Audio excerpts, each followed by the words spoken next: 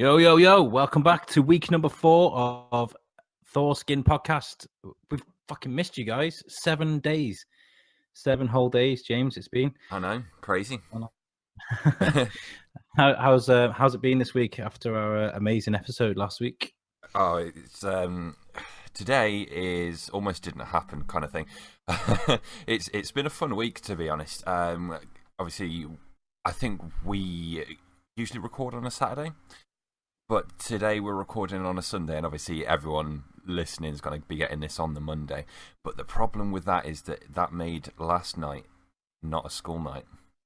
So I kind of made the mistake of having a few drinks, and basically it started off, there was 2-litre bottles of Jaeger and 20 cans of cider, and by 4 o'clock in the morning there was nothing. So yeah, it's taken a while. So you're the drunken fool this week rather than me. I'm the drunken fool. And it was so funny. I was going back when I was editing last week's show as well. Have you ever seen that bit in How I Met Your Mother where they wind Robin up and they make drinking games about her going all the time? Have you ever seen that episode? I was doing that the whole way through. Did you?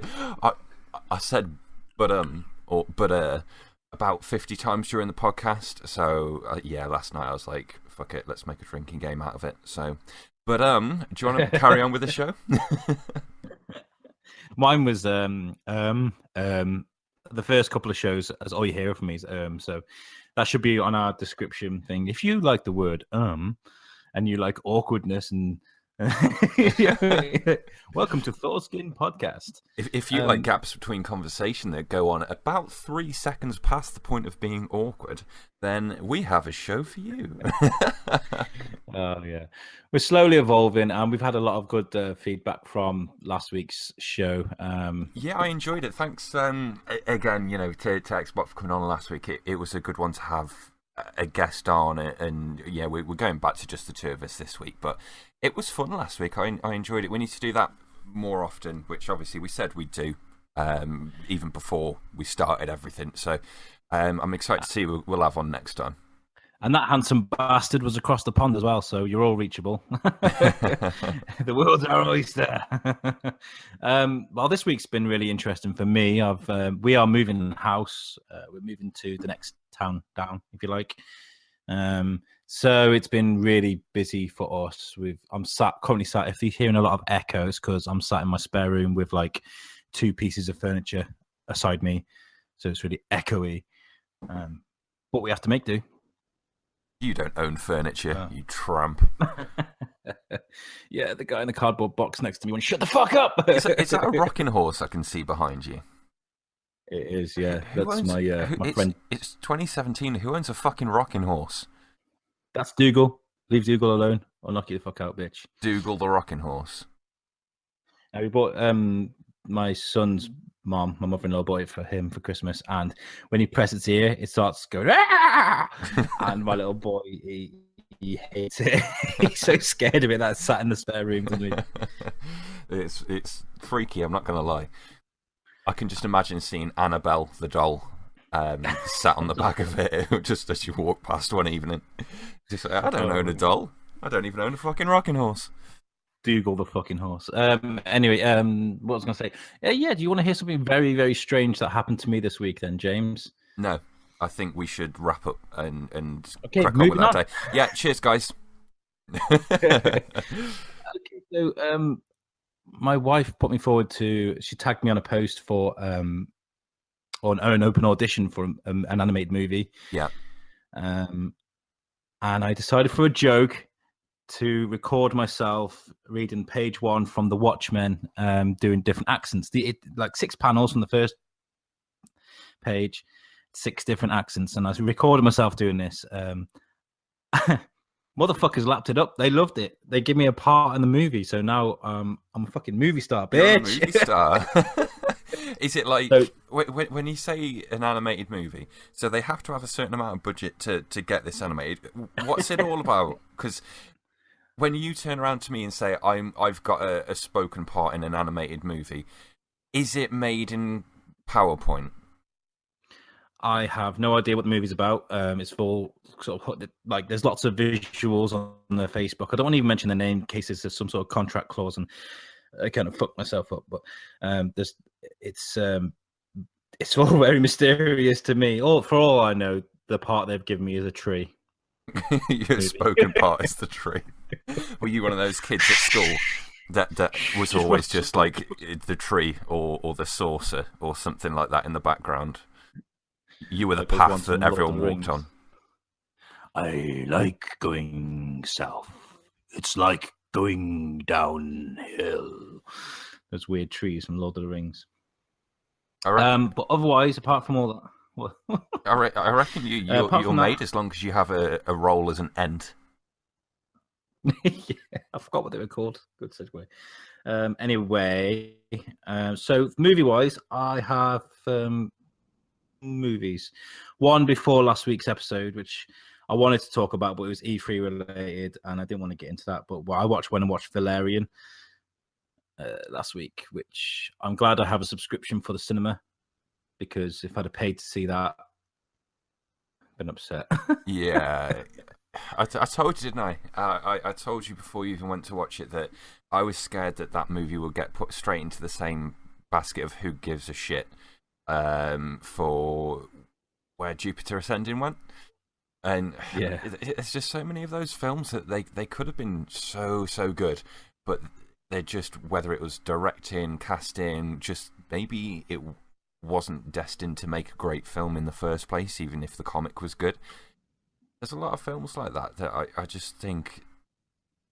Ender's Game was one of them as well, where I saw the trailer. I enjoyed that, though.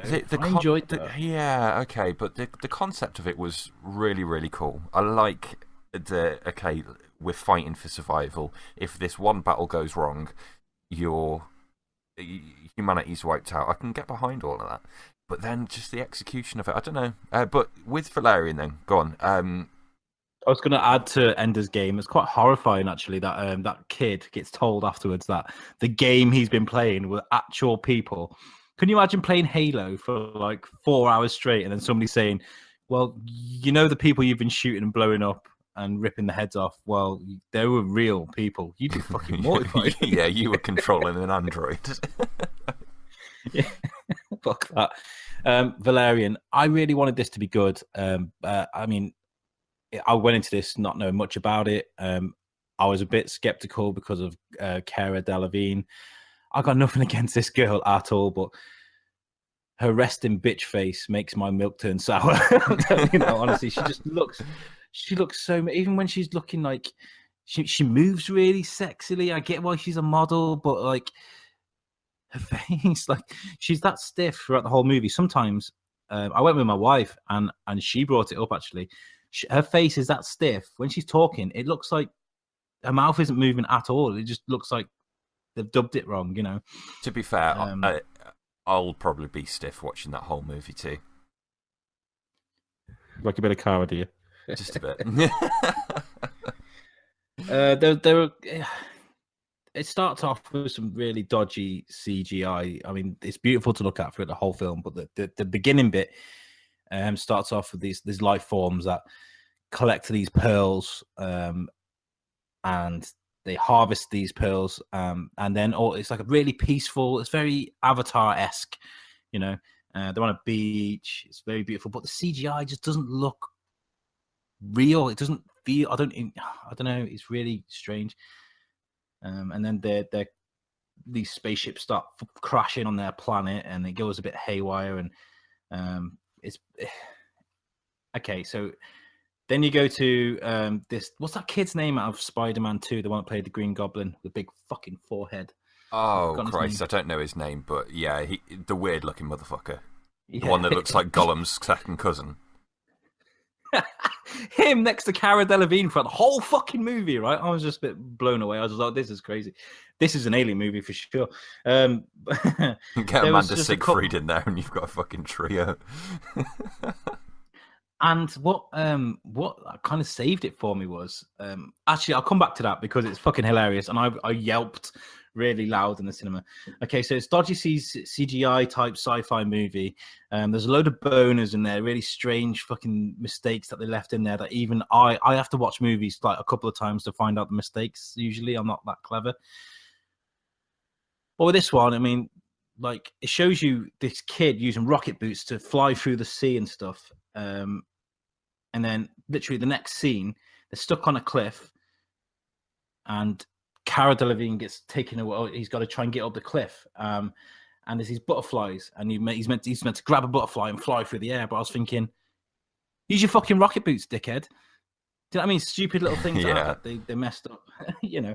And then there's like a bit towards the end, you know, the big finale where some kid is hiding behind a control panel. They're shooting these soldier robot things. They're firing back. It's a giant firefight, and the kid manages to reach up through the podium, press the button, and that button saves the day. And then all of a sudden, the robots just disappear. They're just gone. There's no robots there anymore. And I was just like, hold on, where the fuck did they go?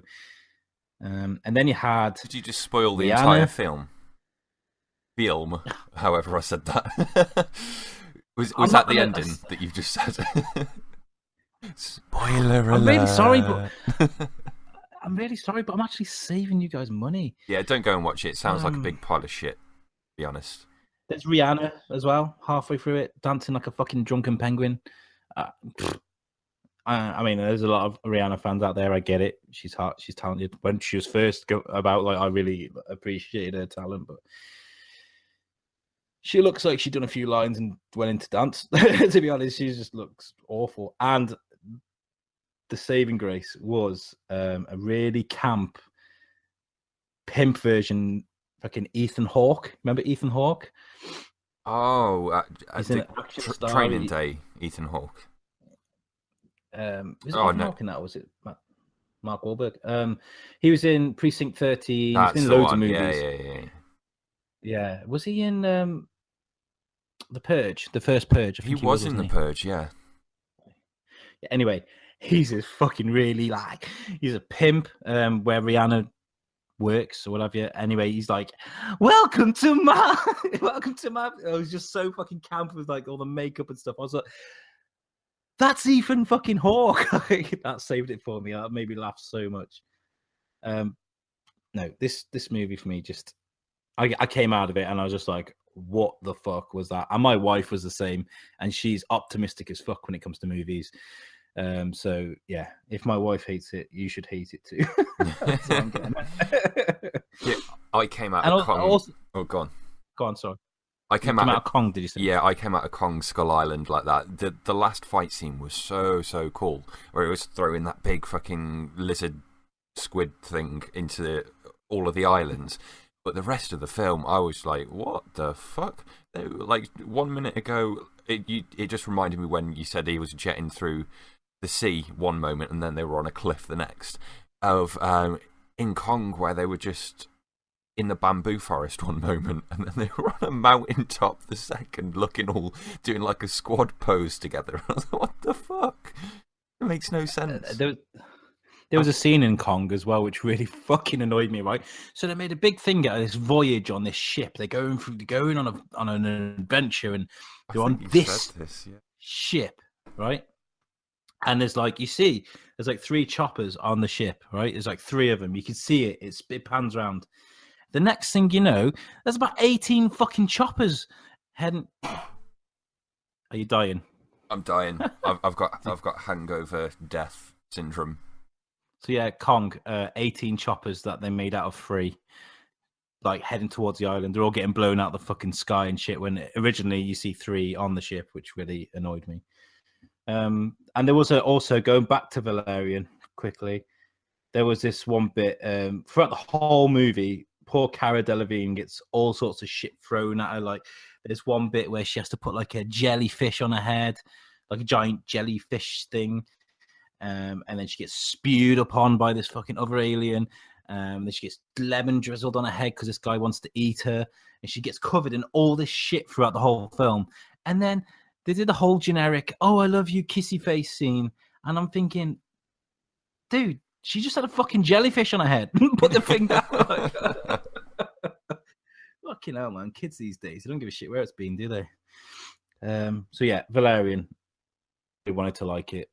I've heard people say that they liked it, and I don't want to be one of these guys that tell people not to go and watch a movie. I hate people like that. Rotten Tomatoes pissed me off with that, but now I'm doing it. Don't go and watch this movie.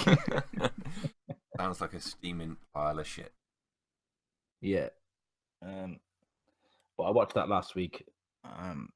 And the other day, I went to watch Atomic Blonde. We were talking about that. What's that like? So I literally I haven't managed to get anything done this week for in terms of going out and doing things that I necessarily want to do. It's just been work and stuff like that. So all of that I think is next week. So I'm going to go and I might maybe watch Valerian, but probably won't. What's Atomic Blonde like?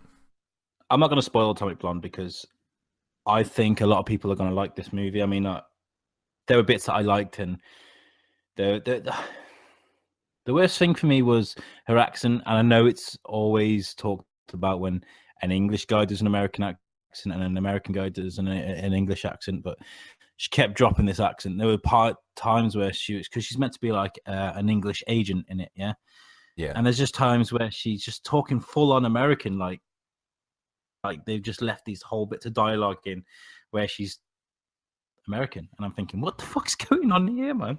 And but yeah, that annoyed me a little bit. But otherwise, I thought the film was quite good, actually. So what's the actual story about? Well, like what's the premise of it? It's based in Berlin around the time when the Berlin Wall's coming down, and there's a lot of to and fro between Russian spies, English spies, American spies, and all the shit that goes in between.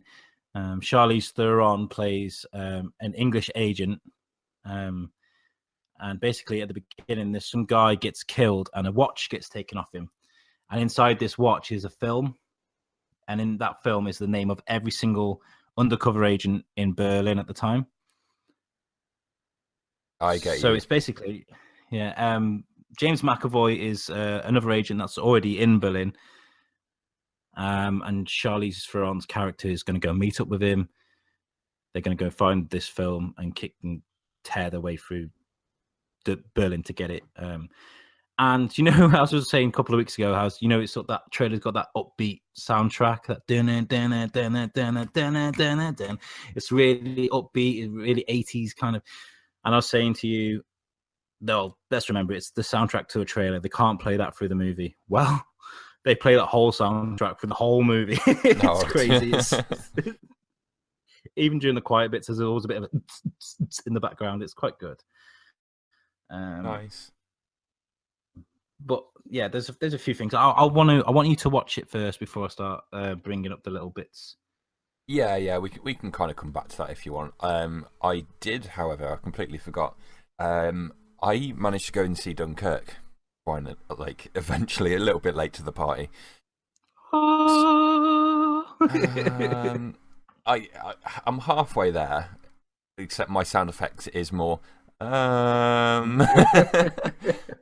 had this conversation earlier in the week, and it was hilarious because I really liked it, and I know a lot of people don't like it. James was one of those who's kind of on the fence. No, don't get me wrong. I thought it was a good film. I did enjoy it, but there was just like some glaring, like complete fuck ups. So like, I get that he used no CGI in this film, but sometimes you kind of have to use CGI. Sometimes, if you make an active decision not to do it, at least hire more than 30 guys from the local pub to act out the 400,000 people that are supposed to be stranded on this beach. It was like, they were like, oh my God, there's so many people here. I can't believe how many people it is. And it's like a scene out of The Walking Dead. Literally, there's a few people ambling down the beach.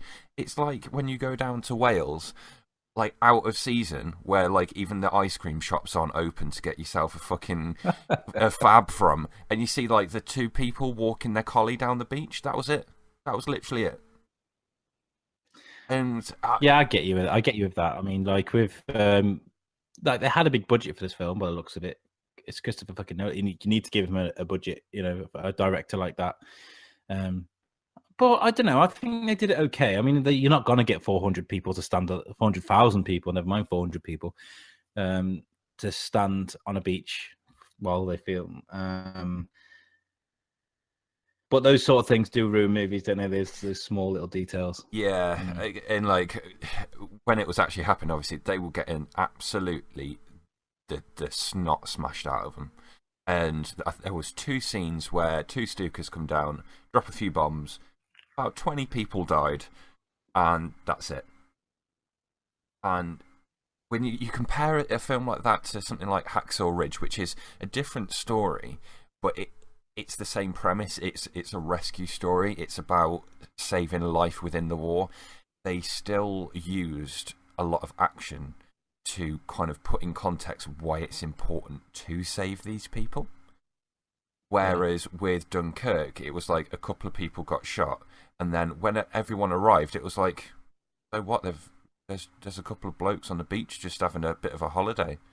It's like they didn't having a holiday. No, but no, I don't mean in real life. Oh my God, I've got sand and fucking teeth in my sandwiches.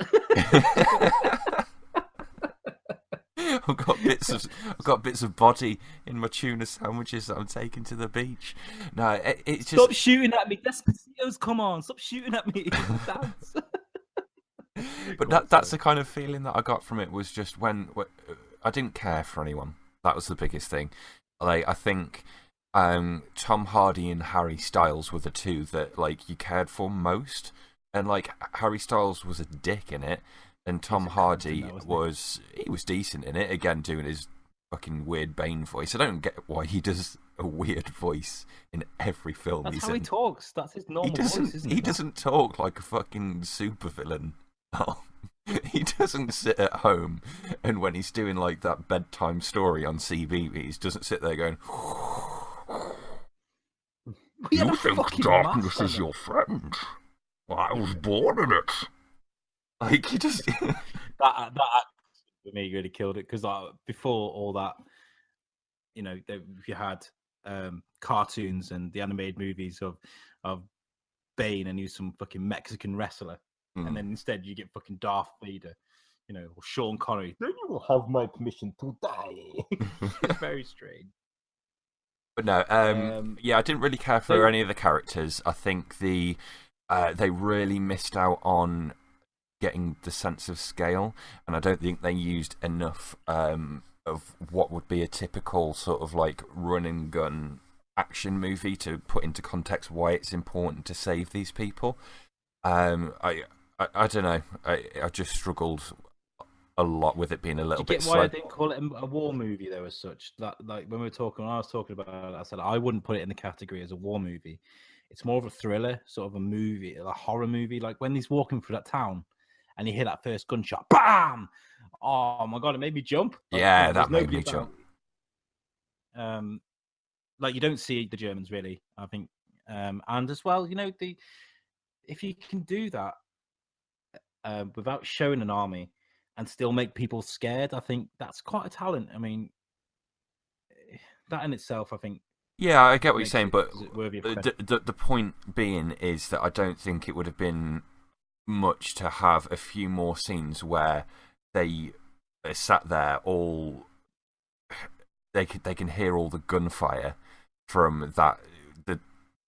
Like the roadblock that he runs over right at the start before he gets onto the beach. I don't think it would have been anything for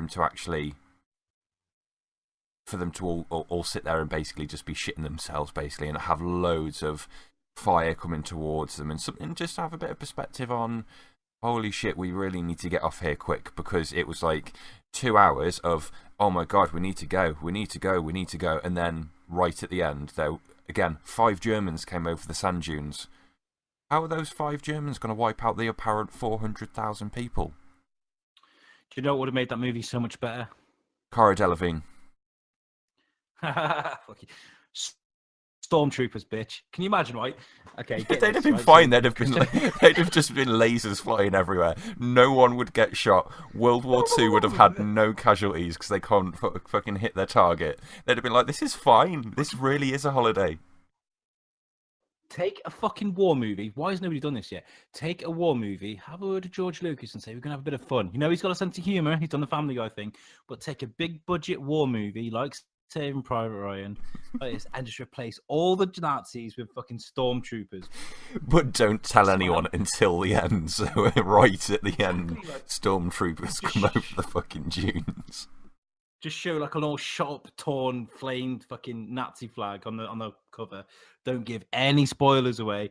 People will go, historians will go, the old guys will go wanting to reminisce about all that shit that happened, and instead to get fucking stormtroopers, the ultimate troll. Oh my god, I'll do it. Give me the money, I'll direct it. and this is why you only get an acting role in a PowerPoint presentation movie. Oh god! But no, I thought it was a good film. I just thought that they didn't set it up right. I think he missed a few key elements to it, and to have like 3 Spitfires and 2 bombers and about 5 Stukas in the whole film was just it. I don't think it did justice to the situation because it was a shit show. I found really horrifying. But you know when they get onto that destroyer and they're giving them the bread and the jam and they're making it feel okay, we're on the way home, back home, boys, and stuff like they're all getting comfortable, they're all cramped in that bottom bit, and like, you know, when you think, oh, you know what, if that happened to me, I'd just swim for the exit and I'd get out no problem. But how quickly that ship filled up with water and how fucked they were very, very quickly, you know, and like it's only happened that they were by the exit that they got out, you know. That for me was quite horrifying. Oh my god! Yeah, those moments in it, he did so well, like stuff like that. But I think there was just a bit too much focus. If the whole film was stuff like that, and let's say there was half an hour of them being on the streets before they got to the beach, and then it was right, we're on a boat, and he's there with Andy Samberg going, "We're on a boat, motherfucker." On a fucking boat. But no, and then they go onto the destroyer and get, you know, torpedoed and stuff. Then that would have been a little bit more like, okay, this is a thriller. This is like a horror version of a war film. Whereas there was too much chilling out on the beach, looking around at the 5 of the blokes there waving their beach towels. Well, James, I'd hardly say they were chilling on the beach. They were all chilling out on the beach. That's the point. Is that they should have all been there, like getting the shit kicked out of them, and they weren't. They were all just stood there quietly in a queue. Were you expecting Top Gun? Yeah, I was expecting James May, Jeremy Clarkson, and fucking Richard Hammond to rock up in a fucking Porsche, Ferrari, and a Volvo. Let's do a film review where we can't get the, you know, Tom Cruise and Clarkson mixed up. Yeah, we were expecting the whole Top Gun thing where they were playing beach volleyball and sunglasses. I could just tell they were British actually, because they were all quite happily just sat there in a queue, just thinking, "I'll wait, thank you." The dogfight scenes are actually real. They actually did them. There's no like CGI in them. Yeah, I enjoyed the dogfighting that was in there. Okay, so I really liked it. The only thing actually I found quite comical, and it's really sad to pick a horrific event like that and find it comical, is just that lad that was the main character. It reminded me a bit of like a Tom and Jerry episode or something, where he's going one way to try and escape and that get fucked up. Then he'd go to the other side of the beach and try and escape for the other way, and that gets fucked up. This guy's going up and down the beach on boats, off boats, fucking here, there, and everywhere, trying to run away. And there's just people getting killed. Or I wanted that guy to fucking die because he was a fucking coward. Like, yeah. Actually, what if that, is that? Do you reckon that's based on a real guy? Have I just like really insulted some 80-year-old guy? I reckon a lot of them were probably trying to find any way off that they could. To be honest, I would. I'd be like, "Sprechen Sie Deutsch?" No, I'm just kidding. Okay, You that was coward. good. So yeah, it's been a quiet movie week. We were just saying before we started recording that there isn't really a lot out at the moment. Yeah, it's been a quiet one. I think the trailers and everything have been more enjoyable this week than the actual films. I finally managed to get my hands on the leaked Infinity War trailer. And, okay, there's a woman in front of it the whole way. Like, you can see her head, her big fat fucking head, and it's like, get down, bitch. But, oh my god, the Infinity War trailer. Just, fuck me. I haven't seen it yet. Is it good? Yeah, get ready, bring the tissues.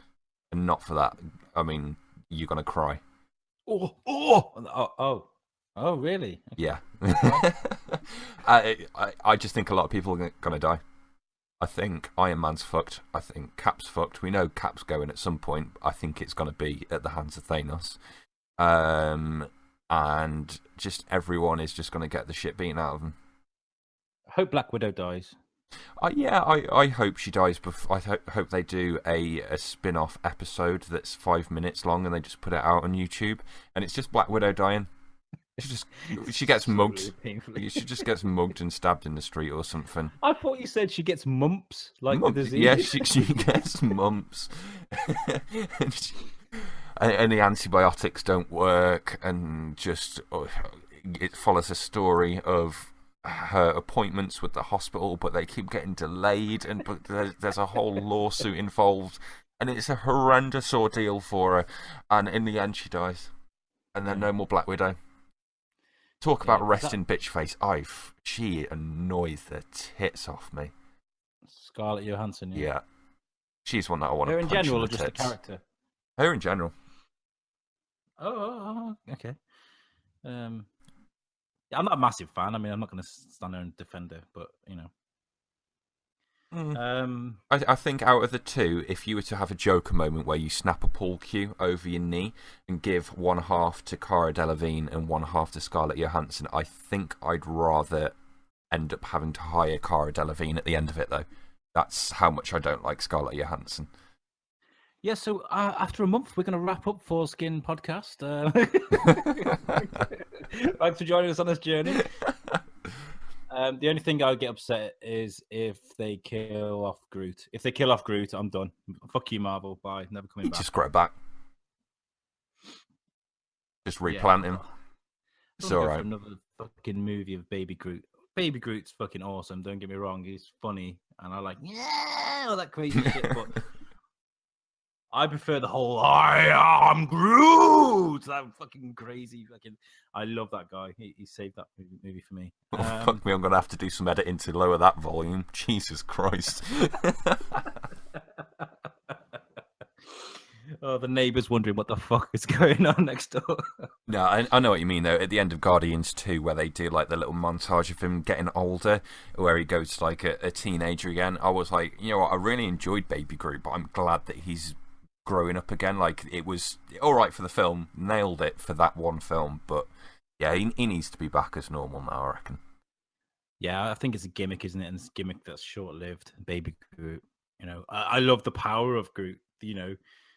Also the innocence of him, like he's this big fucking brute of a guy that can just take on anyone. But there's that scene in Guardians where he's like, we need that box over there, but first we need to do this, and this. And as he's explaining what they need to do, you see Groot reaching up and just pulling it off the wall. I love it. Yeah, Groot's for me. So before we get fucking sidetracked, as always, is there anything that you're looking forward to seeing out of the current trailers that are out?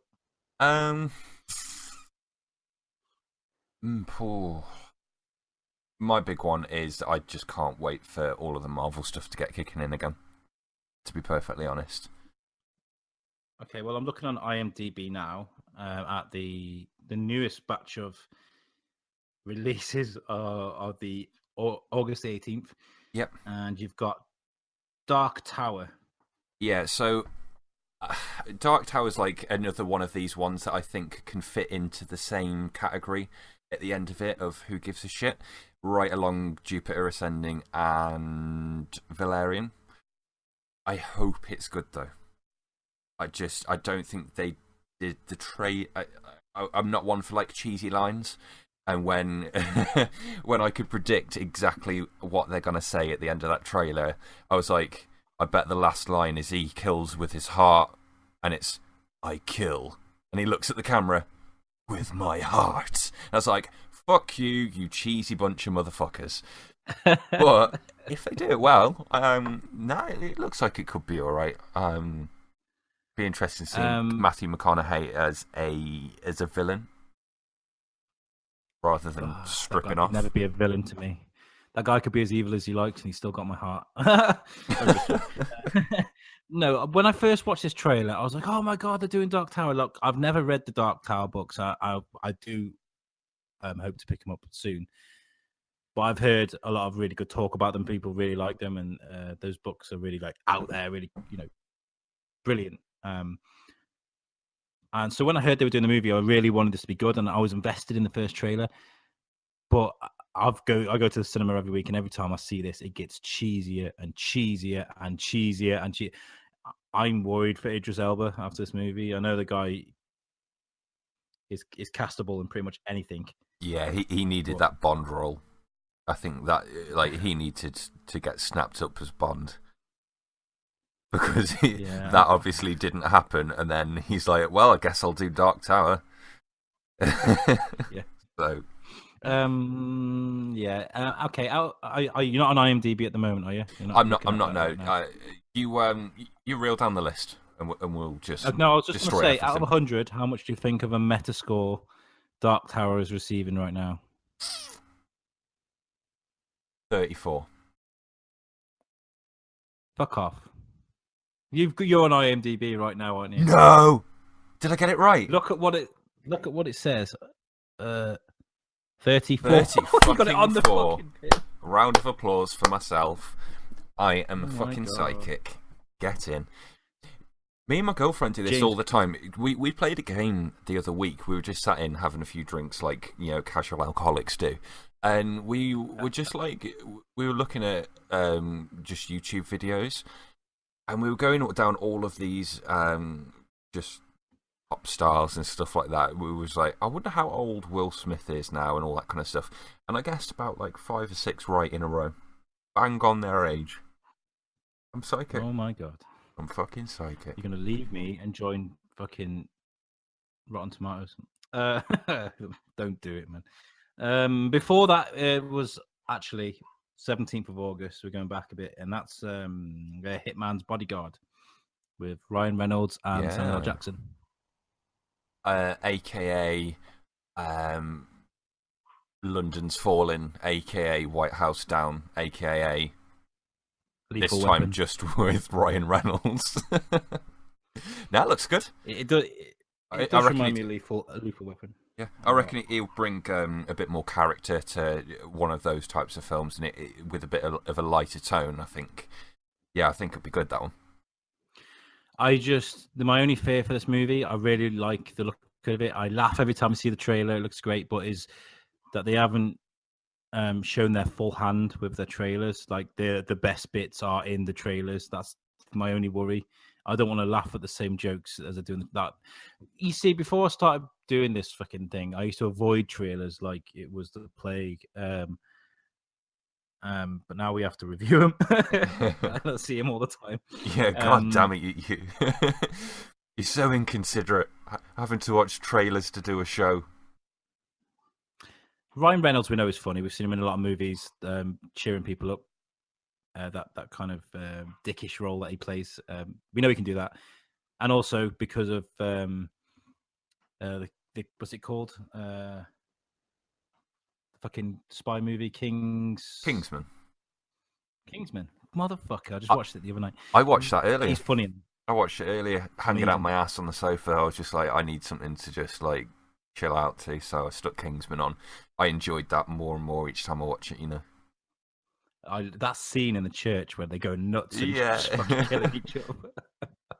But I like Samuel L. Jackson. I thought he was really funny. That lisp that he does. We're gonna save the world. He's really good. I like him. The new one to that actually, that looks like it could be good. Because they basically the whole Kingsman agency gets destroyed, doesn't it? And they have to go over to the American side of things called Statesman. And yeah, if it's anything to go by what we've seen so far of Kingsman and what we know they can do with the action and stuff, it's going to be awesome. I am looking forward to it. They can't make it as good as the first, though, because the first is almost a perfect movie. Yeah. And I just hope they haven't wasted all their budget on Channing Tatum turning up and saying one line and then getting murdered. Do you know what I mean? No, I think they'll do it justice, definitely. I hope so. There's that one line actually in the first one, where there's that Swedish princess in the cell. Yeah. And he goes up to her and he's like, "Sorry, love, I need to go save the world." And she goes, "If you save the world, you can fuck me in the asshole." And he just looks at her and he's like, "I'll be right back." He runs off. That scene for me. I posted that on Facebook months ago and I watched it over and over again. That little clip I recorded. "You fucking me in the asshole?" Oh, I'm gonna have it as my ringtone. I don't care about work. Fucking asshole. Just when you're on the bus. Yeah. So Hitman's Bodyguard. Who's it done by actually? Oh, Gary Oldman's in it as well. Have you had a look for the cast? There's lots of people in it. That tends to happen with movies. There tends to be lots of people in them. What's Patrick Hughes done? Patrick Hughes has done Red Hill, Expendables 3. This guy's got a good repertoire. Expendables 3. Yeah. Signs? No, not the original one. This guy's done nothing really, and they've given him Samuel L. Jackson and Ryan Reynolds to direct. Fair enough. Okay. Fair enough. What else is there? Is that everything that we've got coming out? Let me go back. So we got Hitman's Bodyguard, Dark Tower, and then you've got Detroit, 25th of August. John Boyega. It's about. This shit's gonna be tense. Yes, yeah. But it looks. The trailer for me looks like it's going to be one of those films that's going to be around for years. You know, it looks like they've put a lot of effort into it. It's about some tragedy that happens in Detroit where people just end up getting shot. I don't know a lot about it. I'm going to research it. And then when we watch the movie, I can come back with some facts. But the trailer itself looks really gripping, looks really tense. John Boyega, that guy, I tell you what, he can act. I love him. Isn't it basically just like a representation of the whole police brutality, sort of the whole racist shit that was, well, kind of, especially with the riots and shit that going on. Like, it still is, but back when it was a huge, huge issue, and there was riots and just everything went south there. Because I think it is just like a real representation of those times, isn't it? Rather than it being... I think it's just going to be... yeah, I think there's an actual incident that happened back in... It's about a riot that happened in Michigan. Detroit, obviously. It's the name of the movie, guys. And the National Guard came out and started patrolling the streets. And these guys weren't very nice, obviously. So watch the space. Looks good. See, this is the difference between the shit that you get in the States and over here. Like, over here, you get some chav in a hoodie throwing a backpack through a window to rob an LG 32-inch screen. Over there, they got serious shit. Well, they're all packing, aren't they? Yeah. Imagine that. Yeah. Also, as well, I saw a trailer, an extended trailer for American Made. Now, have you been watching this with Tom Cruise? No. It's about a guy that apparently played off the CIA and Pablo Escobar. Yes. No. Yes. Yeah. It looks like it could be real good. I'm not a big fan of Tom Cruise, but I quite liked him in this trailer. There's a scene where he crashes a little plane. He jumps out all covered in coke. He's like white with coke. He runs up to two kids. They both got bikes, and he gives them a roll of money. One for your bike and he gives one to the other kid, one to keep your mouth shut, and he cycles off on his kid's bike covered in coke. It's so funny. It looks amazing. I reckon Tom Cruise can do those kind of roles really well, though. Like, I think he gets a lot of stuff that is too serious. Like with Top Gun and Mission Impossible, he kind of got a bit typecast in. Like, that's who he's a James Bond type actor. Like, he's that bit more cool action kind of person. Very samey. Yeah, but he stick him in a role like this, and he does crazy so well. Like, if you're just like, that time when you went on Oprah. You can kind of get away with doing the same shit on set, and he can take it away. Well, at the beginning of his career, like he was doing so many different varied roles. I mean, look at Interview. He was in Interview with the Vampire, wasn't he? Yeah. He played Lestat. He was really good at that. I liked him in that. But yeah, like you said, Mission Impossible, and he's just honestly these movies like Jack Reacher for me. Fuck you. I'm a big fan of the books. I love the books. And then they cast fucking Tom Cruise as Jack Reacher. Now, Jack Reacher is meant to be about 6'2", broad as fuck, fair hair, and Tom Cruise is a hobbit. He's a fucking hobbit. I hated that so much. That hurt so much, those movies did. And I don't think his performance, it didn't make it any better. So yeah, this movie looks really good. I like funny Tom Cruise. He was remember Tropic Thunder with Ben Stiller. Yeah, I wasn't a fan of Tropic Thunder. Tom Cruise made that movie for me, where he's got the big glasses and the bald head and the big belly. Yeah. He's like, "Hey, you! Punch that fucker in the face!" The way he shouts and swears, and he's so vile. It made me because it's Tom Cruise. It looked wrong. It felt wrong, but it was so funny because of that. Yeah. So, anyway, I'm getting ahead of myself here. Let me get back to my setup. So yeah, that's what we got to look forward to. Nice. Weeks. It's definitely dying off movie-wise, isn't it? But it will pick back up soon, I think, as soon as we get a good Marvel film back in it, as soon as it gets a bit closer here to Star Wars time. Oh, baby. What I like is you've got a couple of little gems in between all that. Yeah. I would have preferred like Wonder Woman to be released and then Baby Driver be released a few weeks later, and then them sort of schedule it out so you've always got something amazing to watch, rather than release like eight films all at the same time that you've got to go and schedule to watch because you need to see them first, and you've got to. Yeah, it's just crazy. And then there's nothing for a while. So that Hitman's Bodyguard is probably going to be that gem in between, I think. Yeah. Hopefully. Yeah.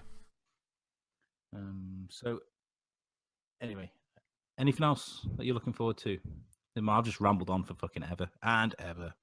No, I think we pretty much wrapped up all the films because, it's with it being a bit more of a quiet one this week.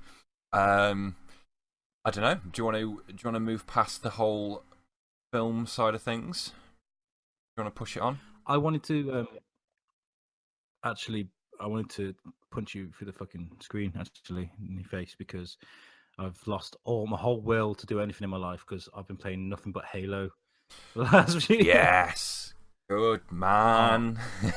back on it, and boom. I'm moving my way up those ranks. I'm going to catch up with you fast, buddy. What, are you on level 14 now? 30. Level 30. Well done. You've passed the tutorial. I love that game so much. I really do.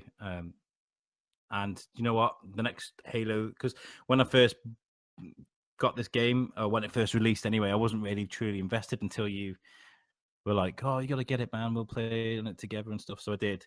But from the next Halo game that comes out, I'm going to be playing that religiously. I love that game so much. You can't not have a Halo game in the collection just for the sake of having it there. You can sink thousands of hours into that multiplayer and not even blink. Yeah, I enjoy it. Apart from the selfish fuckers that run you over with ghosts and the kids that like screaming down the mic and that sort of thing. Yeah, but you can give back as good as you get with those, because they don't. If you talk back to them, because they're all like proper runty little weirdos, they have no idea how to react. If you turn around and go, "Shut the fuck up, motherfucker," they're like, mommy. I actually had a guy message me, and he was like, "What the fuck, dude?" Because I ran him over with my ghost. I was like sprinting across the map, and he just ran in front of me, and I flattened him. And he sent me a message, and I was just like, "Dude, you ran in front of a fucking sprinting ghost. It's your own fault." And he's just like, "It's okay, dude. It's cool." Okay, good. But then why did you message me?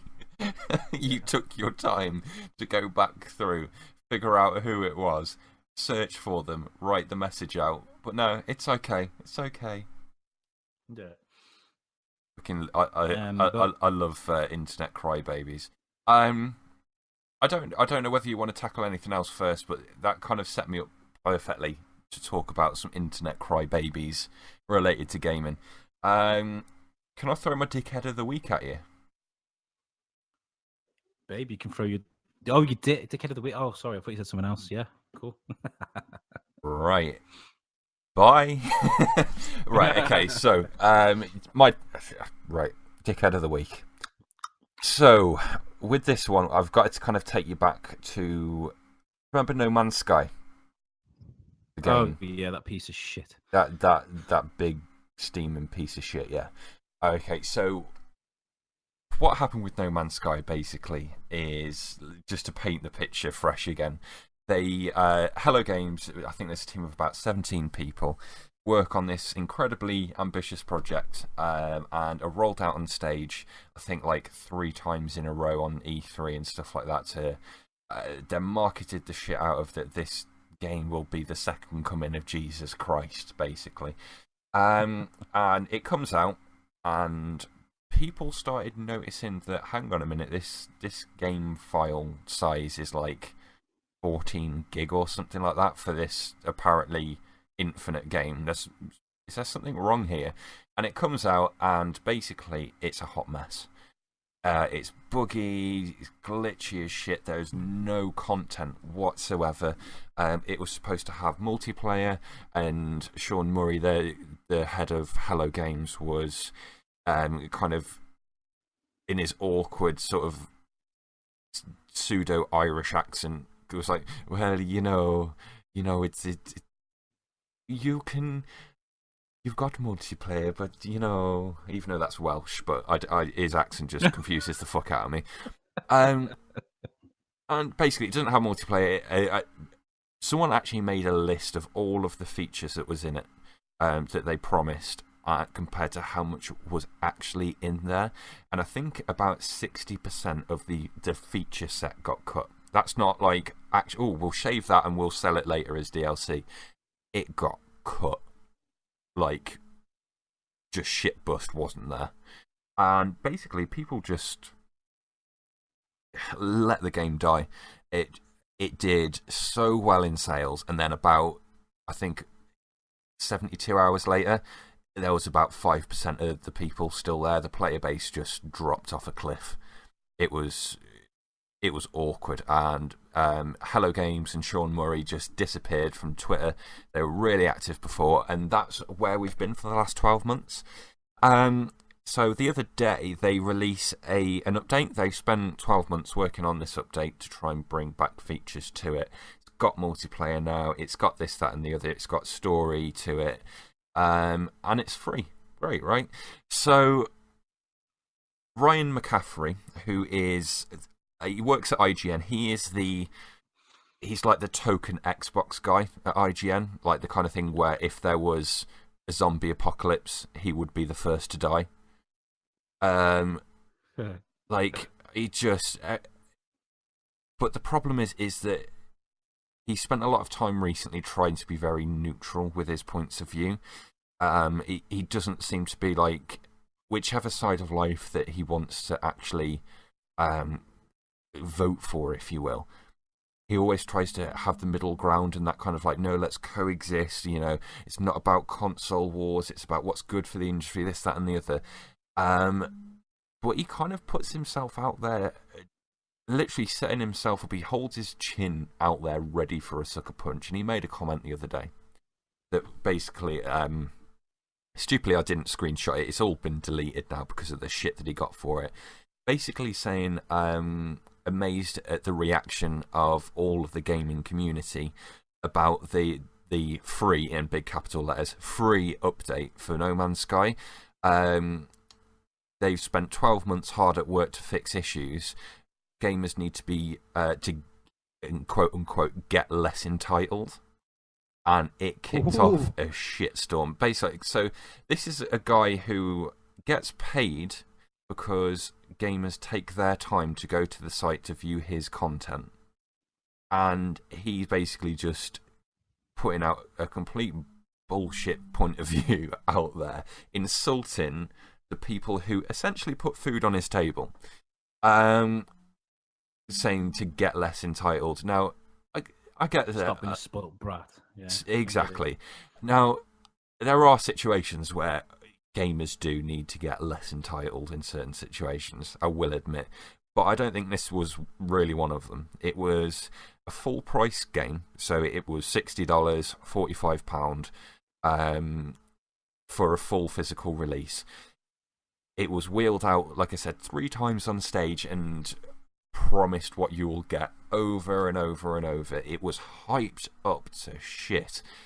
And basically, they had to stop giving out refunds in the end because literally everyone was going for refunds, and they couldn't support it because they were giving everything back. It made no money in the end because they had to just give out so many refunds, so they had to stop it.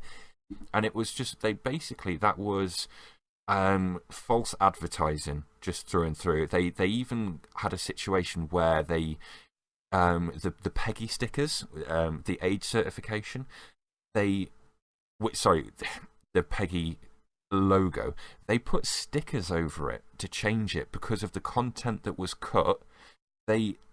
After production, they put stickers over it, which is illegal, but they didn't get called up on it or anything. It was an absolute shit show, and I just thought, like, what an absolute dick for someone to take that situation where people paid full price on a game that would have been a poor show, even if it was in like game preview, as it's in development game, pay us half of the money. It would have been a shit show even there. It just wasn't ready. So to come out and call people get less entitled, it's just fucking bullshit. The guy is an absolute prick. But I find it's more the people that work hard for their money, and people like me, I can't afford to buy a new game every month. So if there's a game I'm really looking forward to, I've got to save up for it and I've got to work for it, you know. So if I had got really excited, put in extra hours at work just to get a bit of extra expendable income to buy this game, and it turned out to be what that game was, I would be fucking pissed. I think it's more the people that are less entitled that are angry than the entitled. Because, like, if you're a spoiled brat that can get a game, 2 games a month, you know, like you see it a lot.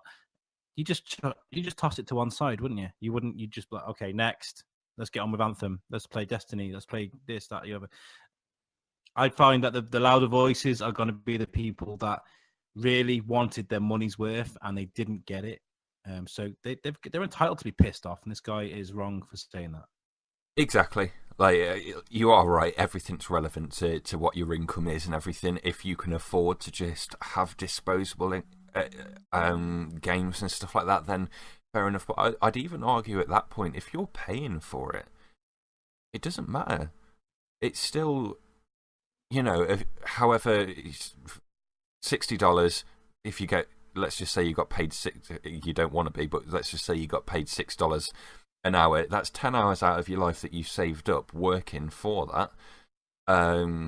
You know, whatever's relevant to your pay grade. But that person, just because they might earn more because they put in more hours, as opposed to the person who doesn't have the money, that's still time out of their life that they had to work to pay that same value because they still exactly paid the same amount. You know what? It goes to show, doesn't it, that you can spend ages developing a reputation as someone that sits on the fence, someone that's neutral and always willing to listen to every angle of things, like you said this guy was, and then one comment can just fucking destroy him. Do you know what I mean? Exactly. It's like, choose your path. Like I said, he's the token Xbox guy at IGN because they are very, very, because of the way that the industry's gone, very PlayStation oriented with just the way that they word titles of articles and stuff like that to get clicks and whatnot. He's supposed to be the guy that's almost championing that brand of. And don't get me wrong, if there's something wrong going on, call him out. I'm not saying that he should be like a fanboy for a journalist for the fanboys. What I'm getting at is that like he is that only guy there who even comes close to doing it. But he sort of built this reputation recently of just trying to be just completely neutral in the way his arguments and the things that he puts across. And it's just, and then you come out and make that one comment, and people lose absolute respect for you. At least if you have some sort of values, not everyone's going to agree with them or disagree with them, but at least that then those people actually are going to will stick up for you at some point and not be like, you know what, you're just a dick. It's like he's sat there and he's listened to it. All these complaints, all these people like, you fucking, there's no multiplayer. There's what the fuck? I spent ages going to this planet and there was a tree. Bada, bada, bada. He's like, all these complaints, and he's just suddenly gone, do you know what? You're a spoiled little prick. Shut the fuck up. Do you know what I mean? In certain words, obviously. So, yeah, he sounds like a guy who's just lost his temper, lost the plot. Yeah. Fucked it up for himself. Yeah. Well, my dickhead of the week isn't not as big as that. The fans of the show will have seen on our Facebook that I posted a picture. I was out collecting boxes for the move, and it was about sort of 7:00 in the evening, and I watched this guy pull up in the biggest fucking vehicle I've ever seen in my life. It was like an RV that was like 3 cars long. Pull into the car park, swerve all the way around it, and then park across 3 disabled bays. Right now, okay, you might be able to say, "Oh, maybe he's really disabled," and like somebody put on. He fucking sounds like he is really fucking disabled. But it was 7:00 in the evening, and the car park was practically empty. And this guy decided to park over his huge fucking American RV over 3 disabled spaces. And some guy pulled up next to me in the nicest fucking Audi I've ever seen in my life. And I don't get on with Audi drivers. And I looked at an Audi driver as he got out of his car, and I went, 3 spaces, huh? And even he was like, oh my God, yeah. An Audi driver disagreed with this guy. So it's got to be bad. That guy, it's really low key, but that really annoyed me. Yeah. Big American. I'm completely un-PC with this kind of stuff. Like, to me, stuff like that isn't a problem until it's a problem. Until some guy with a Zimmer frame is like having to park somewhere else and struggling to get to the door, then park over him. I don't give a shit. But when it's like, because I saw your picture of it, and it is like, okay, if you've gone into a disabled parking space, popped into the shop and come straight back out, and it hasn't caused a problem for anyone, I'm of the train of thought of like, who gives a fuck? Like, don't be a bitch about it. But when you've got this like fucking tank, it was such a nice RV. I fucking need one of them bad boys. But you park over 3 spaces. It's like you've just done that to be a prick when there's all of the rest of the spaces free. It's 4 actually. I'm looking at the picture now, and the nose of the RV is kind of poking over the 4th. So yeah, and apparently he was there all night. I've seen him everywhere driving around this week as well, though. Literally, as soon as you posted that, I spotted him twice the next day driving to and from work at the same part of my journey as well. It's like he was just going round the roundabout all fucking day. Do you know who it is? It's that kid out of Dunkirk. He's trying to look for somewhere to go. Wherever he goes, it just keeps getting blown up, and he nearly drowns everywhere. I thought I'd go a different route as well this week. I've got a hero of the week. Yeah, my hero of the week. Okay, so you've seen all this shit heating up between the US and North Korea at the moment. Yeah, I've been buying them tins of beans. Fucking hell. We go live in caves. It's a new Cold War, isn't it?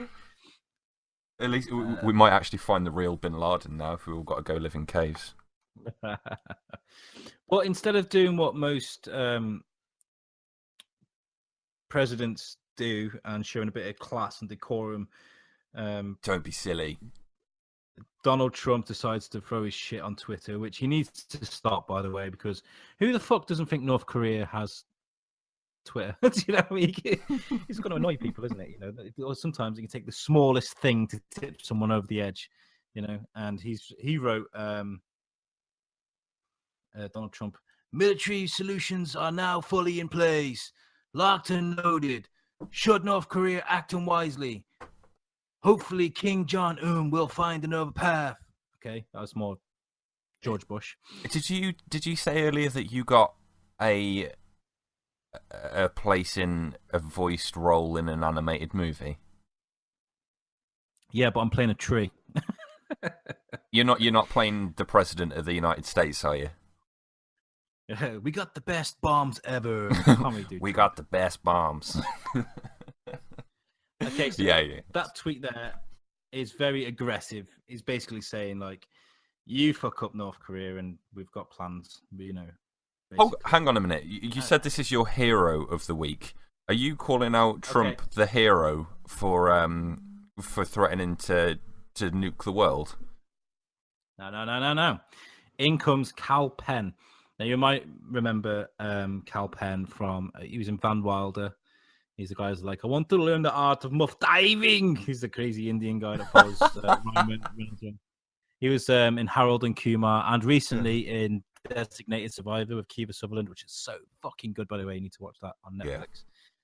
Yeah. This guy's brilliant. So he basically called out Twitter. He said, hey, Twitter, is threatening nuclear war not a violation of terms of service? Seems pretty clear that you can't threaten mass murder via nuclear war, right, Twitter? I'm asking for 7.4 billion friends.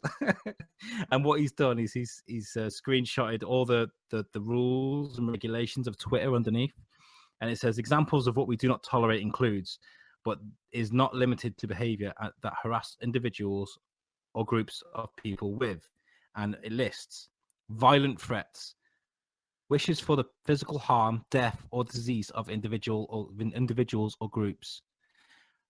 References to mass murder, violent events, or specific means of violence in which groups have been the primary targets of victims, and behavior that incites fear about a protected group. So basically, he's calling Twitter. Yeah, he just checks all those boxes in one fucking tweet. You can only how do you violate every single one of their fucking usage policies in 140 characters? Only Donald Trump could do that. We're gonna bomb North Korea. No one sees that shit. Donald Trump is the only fucker out there breaking all those rules. And do you know what? Who are his advisors? Because who's letting him free on Twitter to write this shit? Because he's creating more problems than anything for America, just with Twitter alone. I know. It's like giving a credit card to an old person, isn't it? Like when they just don't have any idea, and it's like, yeah, Nan's in debt. It's like there's certain things that you don't do. Yeah. And one of those things is give Donald Trump a mobile phone. Yeah. And you know what, right? Donald Trump would be probably safe in a bunker somewhere if this kicks off, and all of his family and what have you. But it's people like us that are gonna pay. What, burn in hellfire? You mean when the fucking when the air ignites around us all? Yeah, I'm not looking forward to it. So, right, should we take open bets live, but totally pre-recorded? Right. So, how many episodes are we going to get to before Donald Trump ignites North Korea in brimstone and hellfire, to quote him? Do you know what'd be funny, actually? Because, you know, they're giving North Korea shit about their missiles. How funny would it be if North Korea's missiles were... Well, it wouldn't be funny. Nuclear war. How funny would it be, guys? No, but how embarrassing would it be if North Korea could fly a paper airplane, land it on a target, and America can't even get it past the. Do you know what I mean? If their technology is bad, because they're giving North Korea so much shit about their technology. In fact, I was giving you shit because of your hanging ass today. I was messaging you saying, what was I saying about North Korea? Oh, I don't know. Saying that. I don't know. But no, I think with North Korea's tech, basically, I think the nukes are sort of like World War II sized. So they're about the same magnitude as like the Hiroshima and Nagasaki ones. Obviously, they were two different, I guess, power levels. One was slightly over 9,000. Whoever gets that reference, and so that like nukes in general are at a completely different level nowadays to what they were then. Like they were big. A nuke is still a nuke, but you look at like the Tsar nuke that was only tested. It wasn't even tested at full power by Russia, and like you could if you look on a map at the rings of destruction around it, it's like looking at one of those pictures that you used to see in school of the solar system, and you used to have all the planets lined up, and you've got Earth and you've got the moon next to it, and it's like, did you know that you can fit 100,000 moons inside Earth? It's the same kind of thing of old nukes to new nukes. Like you can fit 100,000 of those, like the area that they destroy inside the new ones. So to be perfectly honest, they are a long, long way away from hellfire and brimstone. But it's that kind of thing of if they send one, what's the reaction? Because they're going to get nuked to shit straight back. And then are China going to start kicking off? Are Iran going to start kicking off? Because once they get involved, that's it. It's done. And then you got Putin. It's just like bam, bam, bam. Ah! He's this crazy guy who's just shooting everyone around him. Yeah, he'll rock up like riding a bareback with fucking 2 machine guns, and he'll be accompanied by He-Man's fucking green cat, whatever he's called. It's just like, am I late? The whole nuclear fallout or nuclear.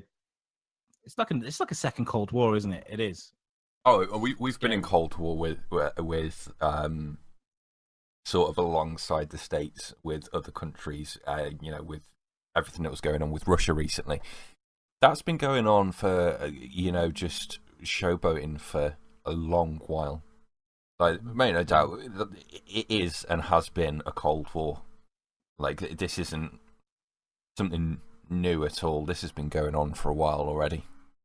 And you know what would make the whole thing better?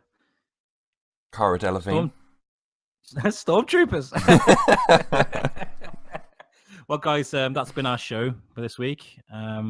We were meant to bring superhero bar fight to you, but I've been moving house. James has been getting pissed. So we haven't really been able to manufacture that yet. So next week, hopefully, we'll bring that to you. But yeah, that's been us this week. Yeah. You got anything to add, James? No, it's a short, sweet one this week. I think, let's get Superhero Bar Fight up and running next week. We'll do the whole literally out of a hat thing and just have fun with it. And no, it's been enjoyable again. As far as sitting down and talking to you can be enjoyable. It's kind of like one of those things, you know, when you go to the doctors and for some reason you always thank him when you walk out, but it's like the dude's just stuck his finger up your arse to check your prostate. That's the kind of level of enjoyment I find these conversations. But, you know, cheers. James there endorsing ass play, as always. Well, anyway, thank you very much, listeners. Join us again next week for another episode of Thors-Kin. Bye for now. Alex is gay.